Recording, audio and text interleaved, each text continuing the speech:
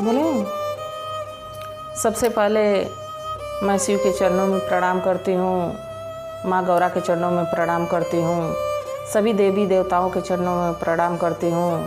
आप सभी कहानी सुनने वाले भक्तजनों के चरणों में प्रणाम करती हूँ। देखिए, ज्योतिया व्रत आ रहा है।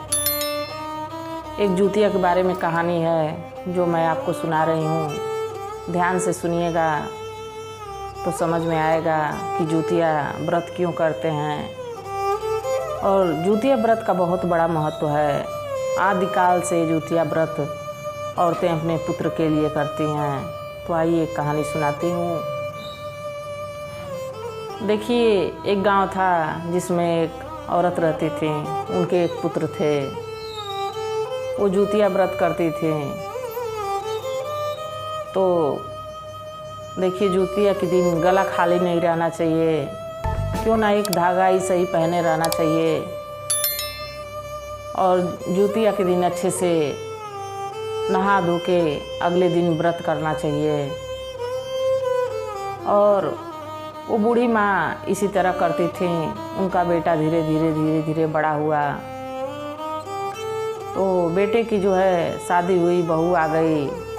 जब बहू आ गई, धीरे धीरे वो जो औरत थी धीरे धीरे बुढ़ापे की तरफ आ गई। और बहू आ गई तो बहू अपना खाना वाना देने लगी। तो बहू जिस दिन नहाना खाना रहता था उस दिन भी उनको बासी खाना देती थी। और जिस दिन पारण रहता था उस दिन भी दूसरे दिन का बचा हुआ जो खाना रहता था उसको देती थी। बासी खाना बूढ़ी माँ को देती थी और वो खा के ज्योतिया व्रत करती थी। ऐसे ही कुछ साल चलते रहा। एक बार ज्योतिया का व्रत आया तो बूढ़ी माँ जो है व्रत की और उनकी बहू जो है वही बासी खाना उनको पारण करने के लिए दी। बूढ़ी माँ तो बासी खाना जो है बासी चावल था खा लें। और जैसे वो खाएं, उनका बेटा बगीचे में गया हुआ था। उनको सर्प ने निगल लिया। जब सर्प ने निगल लिया, वो घर लौट के नहीं आए। तो माँ ही होती है, माँ रोने पीटने लगी।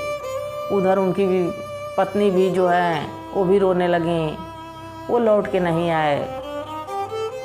बाकी जो बूढ़ी माँ थी उनको ज्योतिया माँ पे बहुत भरोसा था, बहुत विश्वास था। देखिए, एक कहानी में मैं बताऊंगी कि जो ज्योतिया हैं वो भगवान शिव के ही पुत्र हैं। तो बेचारी वो आस्था नहीं छोड़ी, अपना विश्वास बनाए रखी थी। हर साल ज्योतिया के दिन वो व्रत करती थी। उनकी बहू जो है वही बासी खाना उनको देती थी, वही बासी चावल देती थी और बेचारी वही पारण करती थी। क्योंकि उनका हाथ पैर तो काम करता नहीं था। जो बहू दे देती थी वही खा लेती थी और खा के अपने व्रत को तोड़ती थी। ऐसे करते करते कुछ समय बीत गए। उनका पुत्र तो लौट के नहीं आया। उसी दिन वो बूढ़ी माँ जो है अगले साल जब व्रत की तो उस रात को सपना उनको आया कि अगर जो आप व्रत वाले दिन ताज़ा खाना खाएंगी, गरम गरम खाएंगी, तो आपका बेटा वापस लौट के आ जाएगा। पर जो उनकी बहू थी, बहू से कहीं तो बहुत डांट के उनको भगा दी। कही कि जाइए आप, वो इतने दिन हो गए लौट के आए ही नहीं, तो अब कहाँ से आ जाएंगे। फिर बासी खाना दी। उस साल भी उनका बेटा वापस नहीं आया। वो बूढ़ी माता जो हैं बहुत रोने लगी। बेटे के वियोग में एकदम बिल्कुल रोती गाती रहती थी। बिल्कुल बेचैन शरीर रहता था कि कब मेरा बेटा लौट के आएगा। ऐसे ज्योतिया व्रत तो करती रहीं। अगले साल फिर आया।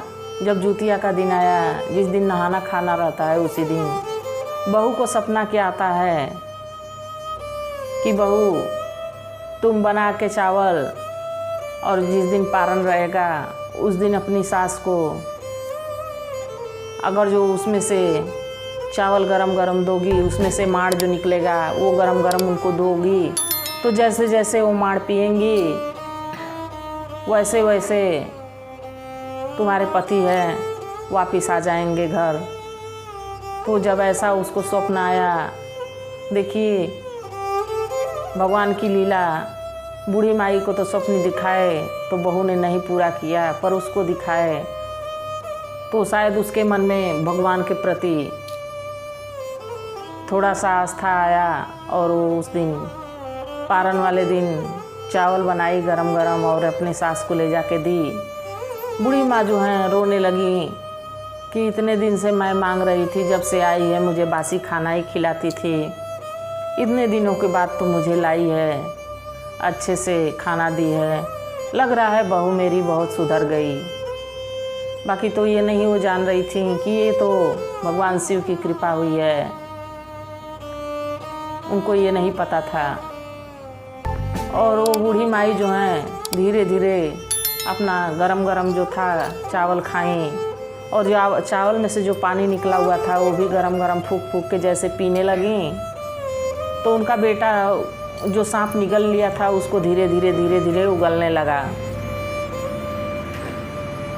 और ऐसा आया समय कि उस सांप पूरी तरह उनको उगल दिया।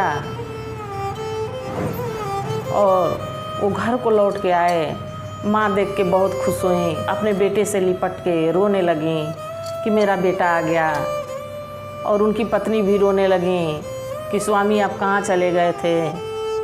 तो वो बताए कि देखो तुम बहुत बड़ी गलती कर रही थी, माँ को तुम बासी खाना देती थी, अपने तुम अच्छा खाना खाती थी, माँ मेरी बासी खाना खाती थी इसलिए हमको सर्प ने निगल लिया था, आज तुम गरम खाना माँ को दी हो तो सर्प हमको फिर से उगल दिया है और मैं घर आ गया हूँ। तो देखिए भक्तों, सबका दिन ऐसे ही जूतियाँ माँ दिखाएं और सबके पुत्र सबके आँखों के सामने रहें।